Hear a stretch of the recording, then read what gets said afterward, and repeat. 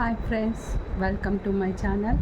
అందరి గురువులకు నమస్కరించుకొని ఈరోజు జగద్గురువు అయిన కృష్ణుడికి నమస్కరించుకుంటూ మనము భగవద్గీతలోని ఫస్ట్ అధ్యాయంలోని వాటి గురించి అర్థాలు తెలుసుకుందాం. ఎప్పుడు మనం చదువుతూ పోతుంటాం కానీ వాటిని అర్థాలను చదువు అనమాట. అంత పొద్దున్నే మనకు అంత టైము ఉండదు. సో అందుకనే దీన్ని అర్థం చేసుకోవడానికి మీనింగ్స్ ఒక్కటే చెప్తున్నాను అనమాట. సో ధ్యాన శ్లోకం ఒకటి చెప్తాను, ఫస్ట్ శ్లోకం ఒక్కటే చెప్తాను, తర్వాత మనము దీంట్లోకి వెళ్ళిపోదాము మీనింగ్స్లోకి. ఓం పార్థాయ ప్రతిబోధితం భగవతే నారాయణాయ స్వయం వ్యాసేన గ్రథితం పురాణమునీన మధ్య మహాభారత అద్వైతాంతవర్షిణం భగవతిం దశాధ్యాయినీయం అంబాత్వాం సందదామి భగవద్గీతే భవద్వేషిణి. ఇది ధ్యాన శ్లోకంలో ఫస్ట్ అర్జున విషాద యోగం ప్రథమో అధ్యాయం శ్రీమద్ భగవద్గీత. మనకు తెలుసు, మనకు పుట్టినప్పుడు బ్రహ్మదేవుడు మనల్ని పుట్టిస్తాడనేసి, చనిపోయేటప్పుడు శివైక్యం అవుతామని. సో మధ్యలో నడిచేదంతా ఈ విష్ణువు యొక్క మాయని. ఈ విష్ణువు అంటే కృష్ణుడు అంటే అందరూ ఒకటే. సో ఈ కృష్ణతత్వము మనలో జరుగుతున్నంత వరకే మనము ఉండగలుగుతాము. సో కృష్ణుడి యొక్క తత్వాన్ని మనము తెలుసుకుంటూ ఆయన చెప్పిన భగవద్గీతను మనము అర్థము తెలుసుకుందాం అన్నమాట. అర్జున విషాదయోగం ప్రథమోధ్యాయం. ధృతరాష్ట్రుడి యొక్క ఉవాచ ధర్మక్షేత్రే కురుక్షేత్రే సమవేతయోత్సవ మామకా పాండవచ్చైవ కిమ కుర్వత సంజయ. ఇది ఫస్ట్ శ్లోకము. సో అర్జున విషాద యోగము మనము తెలుసుకుంటున్నాము. ధ్యాయార్థులైనటువంటి కౌరవులు పాండవుల మధ్య మొదలవుతున్న గొప్ప మహాభారత సంగ్రామ యుద్ధ భూమే ఈ భగవద్గీతలో చెప్పబడి ఉన్నది. ఈ భారీ యుద్ధానికి దారి తీసిన పరిమాణాలు ఇవన్నీ మనము వివరణాత్మక వర్ణనము అంతా ఉపోద్ఘాతంలో భగవద్గీత మరియు సమయ పరిస్థితి అనే భాగంలో చెప్పుకొని బడి ఉన్నది. ధృతరాష్ట్ర మహారాజు మరియు అతని మంత్రి సంజయుడికి మధ్య జరిగిన సంభాషణ రూపమే ఈ భగవద్గీత చెప్పబడి ఉన్నది. ధృతరాష్ట్రుడు కళ్ళు కనపడవన్నమాట. అందుకే తను యుద్ధ భూమిలో స్వయంగా ఉండలేడు. అందుకే సంజయుడు అతనికి యుద్ధరంగ విశేషాలను యథాతథంగా చెప్తూ ఉంటాడనమాట. మహాభారతాన్ని రచించింది వేదవ్యాసుడు యొక్క శిష్యుడే ఈయనమాట, సంజయుడు అనమాట. అందుకే వేదవ్యాసుడు సుదూరంలో జరిగే విషయాలన్నీ చూసి దివ్యశక్తితో రాసే విధానం ఆయనకు ఉందన్నమాట. అదే శక్తి సంజయుడికి కూడా ఉన్నది.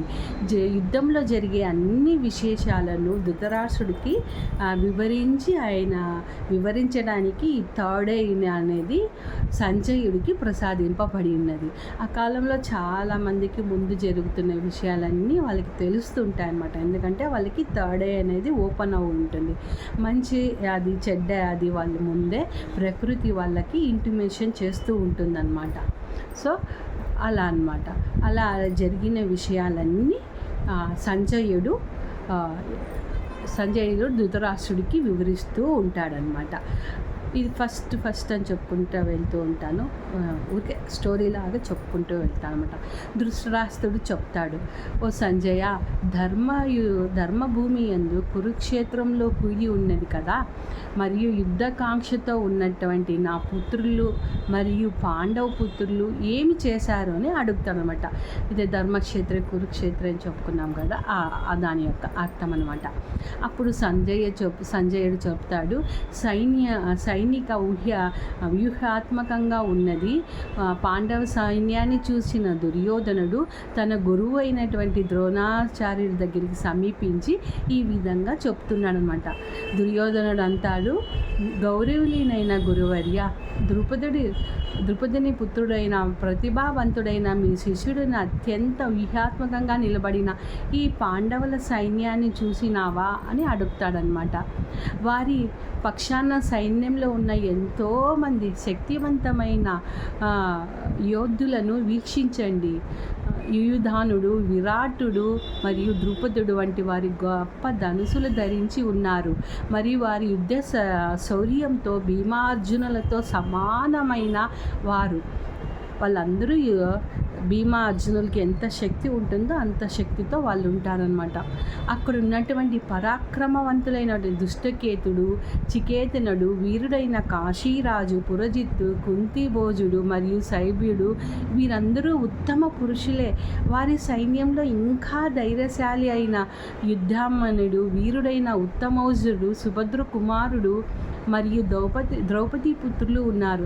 వీళ్ళందరూ కూడా శ్రేష్టమైన యుద్ధ వీరులే అనేసి తన గురువుకి దుర్యోధనుడు చెప్తూ ఉన్నాడు. ఓ బ్రాహ్మణోత్తమ, మన పక్షంలో ఉన్న ప్రధాన యోధుల గురించి కూడా వినుము. మీరు నాయకులుగా అత్యంత యోగ్యమైన వాళ్ళు. మీ ఎరుకకి ఇప్పుడు వీరి గురించి తెలుపుచున్నాను అనేసి దుర్యోధనుడు తను చెప్తూ ఉన్నాడనమాట. మీరు కూడా భీష్ముడు, కర్ణుడు, కృపాచార్యుడు, అశ్వత్థామ, వికర్ణుడు మరియు భూరిశ్రవుడు మీరందరూ ఎప్పటికీ యుద్ధంలో విజయులే అని దుర్యోధనుడు చెప్తాడనమాట. ఇంకా చాలామంది వీరయోధులు కూడా మన కోసము ప్రాణాలు అర్పించటానికి సిద్ధంగా ఉన్నారు. వీరందరూ యుద్ధ విద్యలో ప్రావీణ్యం కలవారు మరియు అనేక రకాలైన ఆయుధములను కలిగి ఉన్నారు. మన సైనిక బలం కూడా అపరిమితమైనది మరియు మనము భీష్మ పితామహుడు చేత రక్షింపబడుతున్నాం. ఎందుకంటే ఆయన గొప్ప వీరుడు కదా, ఆయన మనల్ని రక్షిస్తాడు. కానీ భీముడి చేత జాగ్రత్తగా ఏర్పాటు చేయబడి రక్షింపబడి ఉన్న పాండవ సైన్యము ఉన్నది, ఈ పరిమితం అయినది అని చెప్తాడనమాట.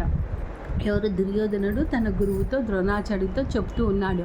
కావున కౌరవ సేన నాయకులందరికీ మీ వ్యూహాత్మకమైన స్థానాలు పరీక్షిస్తూ భీష్మ పితామహుడికి పూర్తి సహకారము అందించమని పిలుపునిస్తున్నానని దుర్యోధనుడు చెప్తాడు.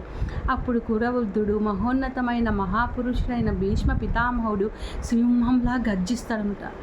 అంతగా గర్జిస్తాడు మరియు అతను తన శంఖాన్ని పెద్ద శబ్దంతో పూరిస్తాడు. దుర్యోధనునికి హర్షము వ్యక్తం చేస్తాడనమాట. ఆ తర్వాత శంఖములు, డోలు, డంకాలు, బేరీలు మరియు కొమ్ము వాయిద్యములు ఒక్కసారిగా ఆ ప్రాంతం అంతా గట్టిగా మోగిపడతాయన్నమాట. వాటి నుంచి వచ్చిన శబ్దము భయానకంగా ఉంటుంది. ఆ తర్వాత పాండవ సైన్యం మధ్యలో నుండి తెల్లని గుర్రము మీద ఉన్నట్టు ఒక అద్భుతమైన రథంలో కూర్చొని ఉన్న మాధవుడు అంటే మన కృష్ణుడు మరియు అర్జునుడు తన దివ్య శంఖములను పూరిస్తారనమాట. ఋషికేశుడు పాంచజన్యం అనే శంఖాన్ని పూరిస్తాడు మరియు అర్జునుడు దేవదత్త అనే దాన్ని శంఖాన్ని ఊదుతాడు. మళ్ళీ గొప్పగా భుజించేవాడు అత్యంత కష్టసాధ్యము కార్యములు చేయనట్టు భీముడు పౌడ్రం అనబడే బ్రహ్మాండమైన శంఖమును పూరించిననమాట. ఈ భూమండలాన్ని పాలించేవాడు యుధిష్ఠుడు మహారాజు అనంత విజయాన్ని అనే శంఖాన్ని ఊదుతాడు. నకులు, సహదేవుడు, సుఘోష, మణిపుష్పకములను పూరించినారు. సో వాళ్ళు కూడా అందరూ వాళ్ళ యొక్క శంఖాలను పూరిస్తూ ఉంటారనమాట. గొప్ప విల్లుకాడైన కాశీరాజు, మహారథుడైన శిఖండి, దృష్టద్యుమ్నుడు, విరాటుడు మరియు అజయుడైన సాత్వికి, ద్రుపదుడు, ద్రౌపది యొక్క 5 కుమారులు మరియు భుజబలం కలిగిన వారు సుభద్రపుత్రులైన అభిమన్యుడు వీళ్ళందరూ తమ శంఖాలను పూరించారనమాట. ఓ ధృతరాష్ట్ర, ఈ భీకరమైన శబ్దానికి భూమి ఆకాశం దద్దరిల్లింది. అది మీ తనయుల హృదయాలను బద్దల చేసినది. ఆ సమయంలో తన రథము జెండాపై హనుమంతుడు చిహ్నం కలిగి ఉంటాడు కదా. పాండుపుత్రులు అర్జునుడు తన ధనస్సును తీసుకున్నారు. సమరానికి ఎదురుగా నిలిచి ఉన్న మీ పుత్రులను చూసి, ఓ రాజా, అర్జునుడు శ్రీకృష్ణుడితో ఇలా అంటాడనమాట. అర్జునుడు ఇలా అన్నాడు: ఓ అచ్యుత, ఓ కృష్ణ, దయచేసి నా రథాన్ని 2 సైన్యముల మధ్యకు తీసుకు వెళ్ళండి. ఈ మహా పోరాటంలో రణరంగంలో నిలిచి ఉన్న ఎవరెవరితో యుద్ధం చేయవలసి ఉన్నదో వారిని అందరినీ నేను చూడాలి అని చెప్తాడనమాట. దుర్బుద్ధి గల ధృతరాష్ట్ర పుత్రులను సంతోషపెట్టడం కొరకు అతని పక్షాన యుద్ధానికి వచ్చి ఉన్న అందరినీ నాకు చూడాలని అనిపిస్తుందని అర్జునుడు కృష్ణుడితో చెప్తాడనమాట. సంజయుడు కూడా ఇలా అన్నాడు, ఓ ధృతరాష్ట్ర, ఆ విధంగా నిద్రను జయించిన వాడు అర్జునుడు కోరిన విధంగా శ్రీకృష్ణుడును వైభవోపేతమైన రథమును 2 సైన్యముల మధ్యను నడిపించి నిలుపుతాడనమాట. భీష్ముడు, ద్రోణాచార్యుడు మరియు ఇతర రాజుల సమక్షంలో శ్రీకృష్ణుడు ఇలా అన్నాడు, ఓ పార్త, ఇక్కడ కూడా ఉన్న కురవంశస్థులను చూడు. అక్కడ 2 సైన్యంలో ఉన్న తమ తల్లిదండ్రులను, తాతలను, గురువులను, మేనమామలను, సోదరులను, న్యాయాదులను, పుత్రులను, మనుషులను, మిత్రులను, మేనల్లులను మరియు శ్రేయోభిలాషులను అర్జునుడిని చూచెను. వీళ్ళందరినీ చూస్తాడనమాట. అక్కడున్న తన బంధువులందరినీ చూసిన కుంతిపుత్రుడు అర్జునుడు కారుణ్యభావం ఉప్పొంగినవై తీవ్ర దుఃఖంతో ఈ విధంగా పలికాను.